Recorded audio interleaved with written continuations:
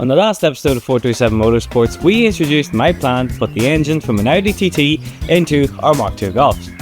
Now, as you can see, with this big gap behind me here, there's no Audi TT here anymore. But what did we keep for the swap? Well, on this episode, we're going to find out what you need from your donor car to convert your Mk2 Golfs.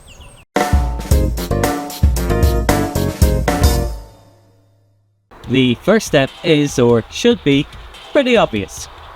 The engine. I've removed the engine from the Audi with everything still attached. The only thing that we are getting rid of off the engine really, we'll get into in a later video, talking about things like the aircon and the air pump and stuff like that, but for the most part, the entire engine has been kept. You don't need the engine mounts, but I still have them on there, they're yet to come off. However, depending on what donor car you have, you will or won't need your gearbox. Now, I won't be using the gearbox in this one because my TT was a Quattro, which means it has this big donut thing here on the back.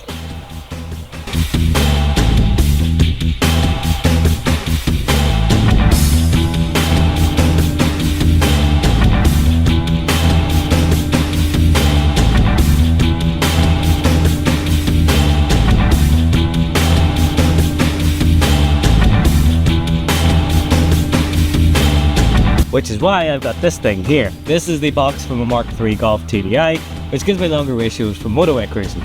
You need to make sure though that if you're going this route that you've got the correct shifter tower and that you get the matching shifter as well. If you have a donor car that isn't Quattro, you can take the gearbox from it. 6-speed isn't really ideal, apparently there's more work to be done with mounts, but the 5-speed will do as well. But again, if you go with the donor car one, make sure you take the donor car shifters and shifter tower. Another thing to remember is if you do change your gearbox, make sure you have the corresponding flywheel and the correct starter motor, because your Audi TT starter motor mightn't work for a different gearbox.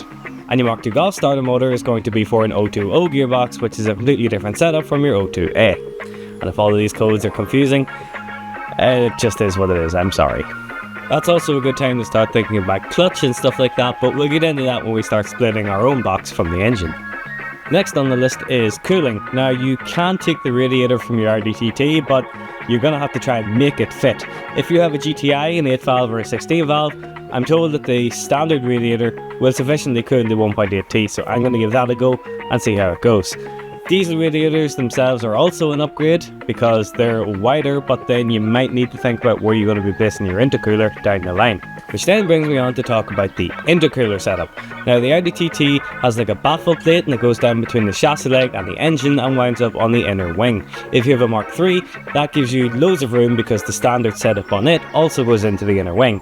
However, a Mk2 Golf isn't really designed to have an intercooler unless you have a GTD or a G60, which has the made of unobtainium intercooler setup that goes above the engine. Now, it's not great for cooling, and you need all of the plastics, and they are worth as much as a Mk2 Golf, so you might struggle there. Some people go for a front mount intercooler, and some people cut into the inner wing and fit the Audi TT one, which will only work if you have a big bumper, because otherwise you will see the bottom of your wing.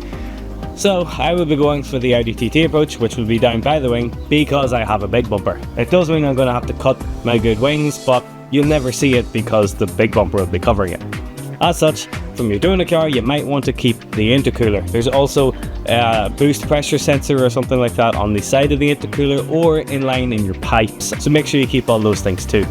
Pro tip also, just while you have your donor car sitting there, take off every little bung, every little trim piece, every little screw and fixture and fitting and put them all in one big fuck off box and keep them, because you never know when they're going to come in handy and you're only going to get this chance once before you scrap the donor. As well as that, take all your fuses and everything else that's in it. And speaking of fuses, wiring. This is going to be an episode in itself, but wiring is something we're going to have to cover. Now, wiring is the part that most people are afraid of with this swap and usually pay somebody else to do it, but to get that done you're going to be talking 400 or 500 quid, and I was not going to spend that kind of money. So your lubing comes out of the TT in basically two halves. One goes to the engine straight up to the brain, and one goes from the brain into the cabin and to the battery. Take everything. And one of the most invaluable bits of information that I can give is that if you do it yourself, you have a rough idea of where everything should go. But just to be safe, because you don't know whether you're going to be doing this project tomorrow or if life's going to get in the way and you're not going to be touching it for 6 months, you're probably not going to remember where every single nut and bolt goes, or every plug and every colour of every wire. So masking tape, permanent marker. Write every single thing down. Even if it seems obvious now, it mightn't be obvious to you in 6 months' time, or when you've given up on the project and you sold it to someone else. They will be very thankful for you having notated absolutely everything. Another way to do this would be to put masking tape on both ends of each plug. So you have a male and a female end, put one on one and one on the other, and then go to the next plug, put two on that one and two on the other, and you'll be able to work it all out that way. But just make sure you do it all now as you're stripping the car, because you will only get this chance once. Speaking of electricals and things to take off your donut car so you don't have to buy again, this is your drive-by-wire throttle, which is on any petrol variant of the Mark IV platform. So if you have a Mark IV Golf or an IDTT or Seat, whatever the equivalent is, this should be the same through them all. I believe you can also use the earlier throttle pot style one, which is on the TDIs, but don't quote me on that one. There's some other stuff you're going to need as well that you mightn't think about at the time, but when it comes to actually building the car up, then you're going to wish you had kept it. Things like the expansion bottle. Now if you have an earlier car like I do, the expansion bottle is a completely different style than a 90 spec Mark II or Mark III or Mark IV or even the cars they have today. This style has gone on ever since, I think, 1990 on the Mark IIs. Now there are small differences between each one of these, so your safest bet is probably just to take the one from your donor car. But of course, on the TT, it fits over here, and on the Mark II, it's over there. So you're going to need some kind of bracket system on this side to house it, and the TT does actually have a removable bracket, so make sure you take that as well. So yeah, as far as your donut car goes, that's basically all you're going to be keeping. There's not really, okay, the cat's decided to give up. There's not really a massive pile you're actually going to keep, but the main thing is engine, gearbox if it's applicable, ancillaries, hoses, trying to think what else, wiring loom, brain, which you're going to have to get demobilized and so on, but we'll talk about that later, intercooler, engine cover, and any other little bits and pieces you think you might need.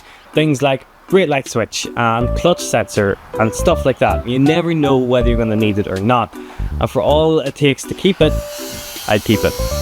So, if you have any questions, feel free to put them in the comments. Yes, I know there's probably things I left out, but this video wasn't scripted. This is totally all off the cuff, so I'm bound to have left some stuff out.